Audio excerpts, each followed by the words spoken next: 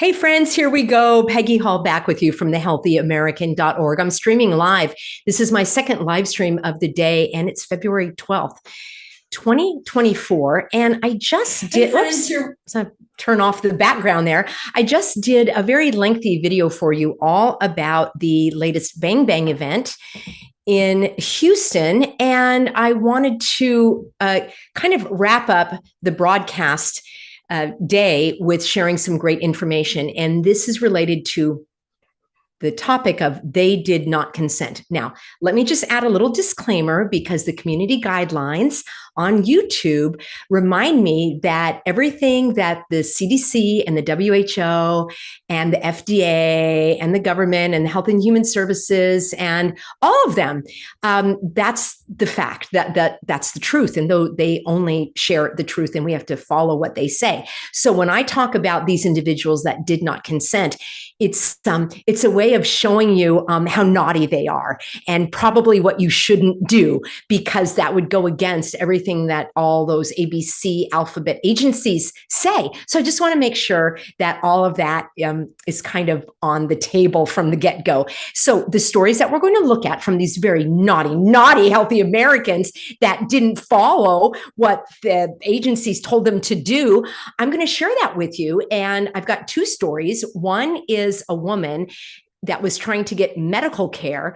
And of course, you should not go to a hospital if you're sick. You should actually prove that you're not sick before going to the doctor. That's why you should do all of those invasive kind of, I don't know, what are they called? Tests to make sure that you're not sick, because that would be a horrible thing to go to the doctor when you're sick or to go to a hospital. You wouldn't want to go there if you're sick. So I'm going to tell you her story. And then I'm going to tell you a story of a woman who is attempting to get a job with an employer that does not require human beings to become human pincushions. And I'm going to share with you what she's been doing.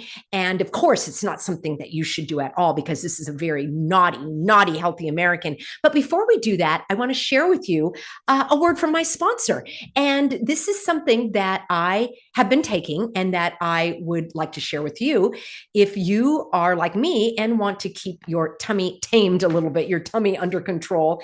And so the message that I have for you is all about people like me who have New Year's resolutions of focusing on health and fitness and feeling better. And there are about 50% of all Americans have that same New Year's resolution, even though it's February, still working on that. They want to control their weight. And that's why thousands of people, including myself, are starting to use this amazing product. It's a supplement. It's all natural, non-GMO, nothing, no fillers, none of that stuff. And it helps control appetite. It will help manage excess weight. It helps to reduce fat, control cravings. And I know from people I've talked to, that's one of their number one concerns. It's like, you know what? I could lose weight if I just didn't have the darn cravings. And this also helps to increase energy, so you'll feel like working out. And it's got unique science-backed ingredients formulated to reduce body weight. You can experience these incredible results yourself by going to trimwithpeggy.com. You'll get an exclusive 51% discount depending on what package you choose, and you get free bonuses. Friends, there's a 60-day money-back guarantee. If you've been seeing this message and you're like, I don't know if I should try it or not, you do get your money back if you don't like it. And you get the free shipping. You get free live VIP health and fitness coaching. You get 2 free e-reports. So this is help for your weight loss and natural weight loss. And what I really like about it, non-GMO, no artificial colors, no artificial flavors, preservatives, sweeteners, gluten-free, no antibiotics, no hormones. So give it a try if you think this is something that would be a good fit for you. I'll have a link for you in the description box following the video, trimwithpeggy.com. Let's take a look at a couple of healthy Americans, naughty healthy Americans that did not consent. They did not consent to becoming human pincushions or having the nasal swab assault, because what they're doing now, I did a video about it, is they're testing the wastewater. So instead of swiping, you can just wipe. I think that's how they should measure to see if you have cooties, which we know exist and is very deadly. And we've been over that before. So we shouldn't question what we're told. And here we are. I am going to share with you the first example. And this is from Lisa. And believe it or not, she is in the free state of New York. I bet people are just flocking to move to New York because of the freedom, the lack of tyranny, the wide open spaces, the clean air, all the, the economy is great. You get to keep a few pennies out of your paycheck. They don't take 100%. No. Not 100% of your hard-earned money. So there's that in New York. And she says, I just want to thank you. I'm reading her email now. I just want to thank you, Peggy, for all of your wisdom and instruction, time and effort that you have invested in teaching healthy Americans like me. She said, knowledge is definitely power. I finally saw joyous success last week, though my actions were not credited. She said, per your suggestion early last year and in advance of needing some treatment, she said, I wrote to my local hospitals and the urgent care facilities and the doctor's offices who normally treat me, and I advised them that I am invoking my right of no consent to the suffocation devices, to the nasal Schwab assault, and to becoming a human pincushion. She said, this is based on both religious and medical reasons. She said, some appointments I had to put it off because the providers outright refused to follow the list of laws that I provided to them. And friends, I do have laws if you're interested. We may be providing those to you a little differently. We have to kind of outwit the nitwits who are out to get us, so to speak, and having to scrub a few things from my website. So if you are at all interested in finding out the laws in your state that protect you from discrimination, we have got them state by state. It's on a document. You can sign it. You can provide it to the providers. And I want you to email my assistant. You can email support@thehealthyamerican.org. Tell her what state you need. If you're able to donate for that would be fantastic, because imagine the amount of time, effort that we put in to create these resources, researching all of the laws in every state so that you would have the, how can I put it, artillery? Is that still a word that I can use on this channel? To actually stand your ground. She says, last month, I had an appointment. Actually, last week, I had an appointment at an outpatient infusion center at St. Luke's Cornwall Hospital in the Hudson Valley region of New York. She said, I'm not going to give you all the personal details, but she said that she knew in advance that they were requiring the suffocation devices because of the cooties levels in the wastewater. Because as I covered in a previous video, which I will link for you at the end of this one, it's so easy to test. They can isolate the pathogen. It's certainly not mixed in with all of the human excrement. I mean, these little critters just kind of march out on their own and they wave their hand, and then the researchers count how many cooties molecules there are, and they can figure out exactly how many people contributed to that wastewater waste. I'm sure that's exactly how it works. And then she said, the doctor denied her entry because the wastewater levels were too high. And since it's so accurate, she obviously contributed to that waste, and they didn't want a sick person going to the doctor now, do they? Then she says, I contacted the director of patient services a few days later, reminding her of our previous correspondence. And although she acknowledged in writing that I would not be denied treatment, in the emergency room, she said, the Healthy American here is writing, and this is Lisa. She says, I told her that I am invoking my right of no consent, and I asked for arrangements to be made for me to come into the facility. She refused to accommodate me, and she told me to call the Department of Health. And imagine there's an Orange County in New York, and there's an Orange County in California, and there's an Orange County in Florida. Now, is that a conspiracy? It might be. She said that the Department of Health are the ones who put out the guidance. Oh, you know what? I think we should camp out on that word right there. Guidance. You know, it's funny because it's not spelled L-A-W. So the fact that it's not spelled L-A-W means it's not a law, and only laws can restrict your behavior. Yes. She says, she wrote, I called the health department and I spoke to a nurse who advised that they did not issue any guidance. And then she called the director of patient services and told her the same. And then she called me back to say that the director of patient services admitted that it wasn't the Department of Health, that it was the hospital itself that was saying she can't come in. And so she said, I called Patricia back. I got her voicemail and I told her I will be arriving Monday at 7:45 a.m., the first appointment of the day, and I will be breathing oxygen. She said, prior to entering the hospital, I set up my phone to secretly video record 14 minutes of what went on. She said, it turned out to be 14 minutes. She writes, I was confronted by a female plainclothes security officer who insisted that I suffocate myself. She said, I asked to speak with someone in authority, and she claimed to be that person.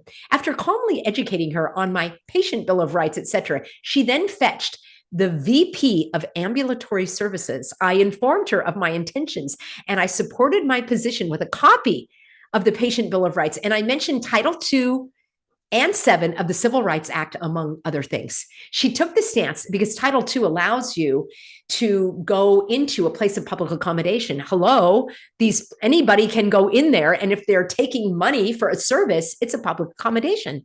She said she took the stance that the suffocation device was in place to protect others. So I guess they work, don't they? You know, I hope that you were wearing a raincoat this week, even if it wasn't raining, because California was getting the deluge. And as you know, the only way my raincoat works is if you wear one.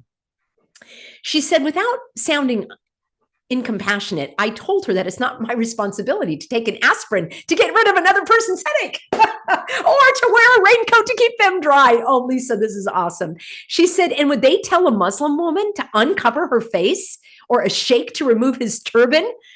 They can't require me to suffocate. What happened to my body, my choice? She said, do I only have that right if I want to kill my child, but not to suffocate myself? You know how I feel about that. She goes on to say, I told them that I have a responsibility to not participate in the world's delusional version of reality. Oh my gosh, Lisa, I am applauding you and your courage for standing up for your convictions. That, and friends, I'm going to do a video coming up called Who's Afraid of the Big Bad Who? I'm actually tired of the fear mongering going around the WHO, because it doesn't matter what the WHO says. Why are you giving your power over to the WHO, the WHO? She's standing in her power. It doesn't matter what the health department says. It doesn't matter what the WHO says, except on YouTube it matters, and we should do exactly as they say. But in terms of standing up for yourself, that's exactly what she's doing. She said, I asked them if I was being denied medical treatment, and if so, I wanted their names and their contact info. She provided me with her name, and she told me she'll speak with the senior staff to see what she could do. And she told the security officer that she had to give her name as well, and she refused because she's not hospital staff. But then she said she was in charge. You can't make this stuff up. She said, because I refused to adhere to their policy, the security officer said they would gladly provide me with service if I followed their rules. I told her that she would gladly follow their rules if they were the law, but they're not. And they're the ones actually breaking the law. Lisa, I am so proud of you. You did great.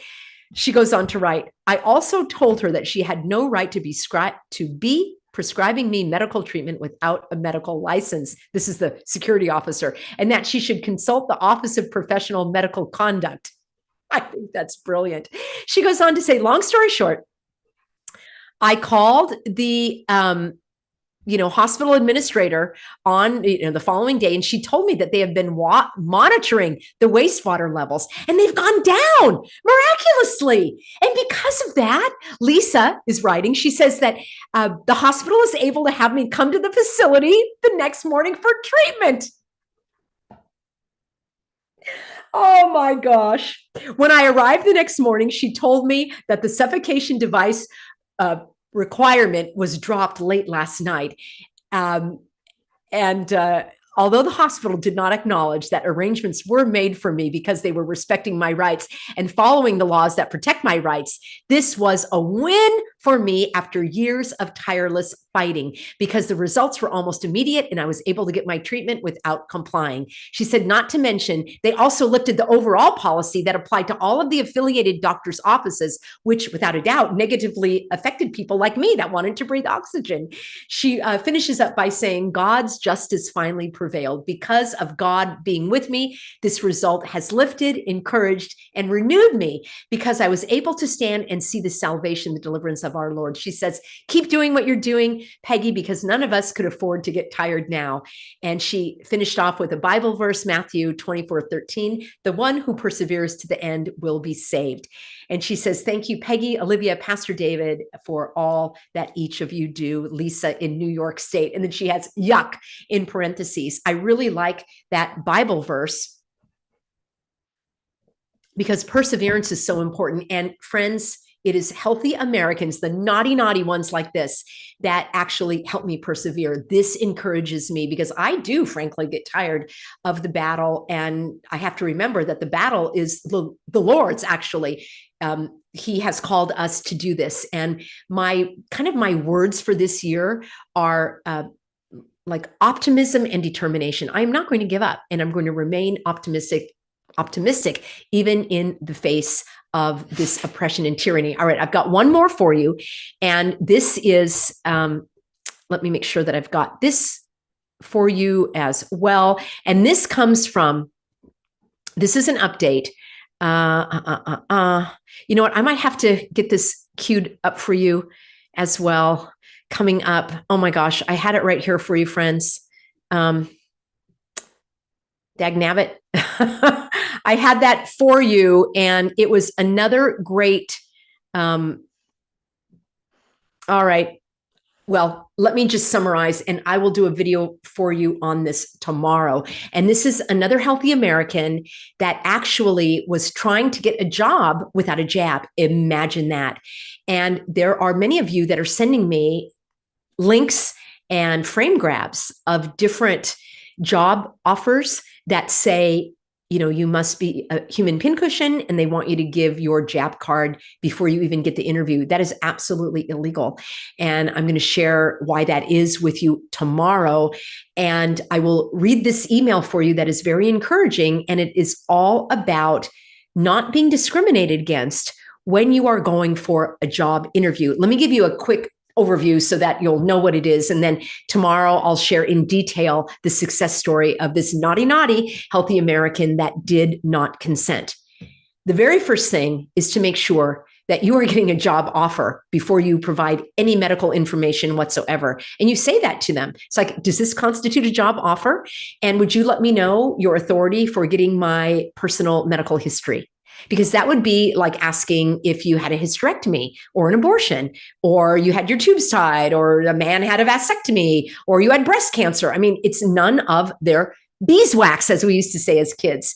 And that is one approach to take. And another approach to take is you get the job offer. And then when they ask you for that verification, then you say, oh, I'd like to know if you are in compliance with Title VII of the U.S. Civil Rights Act, or if you are going to violate my civil rights. Well, we don't go that harsh on the very first outing, but there are ways to go about it. So let me wrap up now. And that was quite a lengthy letter anyway. So I will share this other success story with you. And at the same time, probably in a follow-up video in the coming days, I'm going to share with you this devastating story. And it's actually a follow-up story of it's kind of a known story of a prominent, excuse me, I am just getting a little, two videos in a row here, getting a little dry. This is a story of a San Francisco policeman that got terminated because he wanted to stand up for his rights. And wait until you find out the goings on with the city. It's absolutely stunning. And of course, the city knows better than God, especially if it's San Francisco. So we'll just end on that note. It's rather been a snarky Monday. I guess I just felt like that. Something in the climate. The climate is changing to a climate of snark. All right, friends, thank you for being on board. Be sure to get on that free Substack, peggyhall.substack.com. That's where you can find me if I go missing. And I appreciate my healthy American audience, as well as my moderators. We have a great community. So if you haven't subscribed, now is your chance, because YouTube loves to unsubscribe you. So let's keep that little game going, shall we? See you soon, everybody.